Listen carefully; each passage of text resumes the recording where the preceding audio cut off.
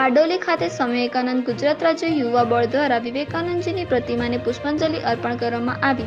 15મી August સ્વતંત્ર દિવસની ઉજવણીના ભાગરૂપે દેશના વડાપ્રધાન માનનીય શ્રી નરેન્દ્રભાઈ મોદીજીની પ્રેરણાથી તેમજ ગુજરાત રાજ્યના મુખ્યમંત્રી શ્રી ભૂપેન્દ્રભાઈ પટેલ અને ગૃહ રાજ્યમંત્રી શ્રી હર્ષભાઈ સંઘવીના માર્ગદર્શન હેઠળ સ્વામી વિવેકાનંદ ગુજરાત રાજ્ય યુવા બળના પ્રદેશ સંયોજક શ્રી કૌશલભાઈ દવે અને ઝોન સંયોજક શ્રી હર્ષિતભાઈ દેસાઈની સૂચનાથી આજ રોજ મહાપુરુષોની પ્રતિમા સફાઈ અભિયાન અંતર્ગત સુરત જિલ્લાના સત્યાગ્રહી ભૂમિ એવી સરદારનગરી બારડોલી ખાતે નગરપાલિકા પાસે આવેલી સ્વામી વિવેકાનંદજીની પ્રતિમાની સાફ સફાઈ સુરત જિલ્લા યુવા બળના સંયોજકો દ્વારા કરવામાં આવી હતી।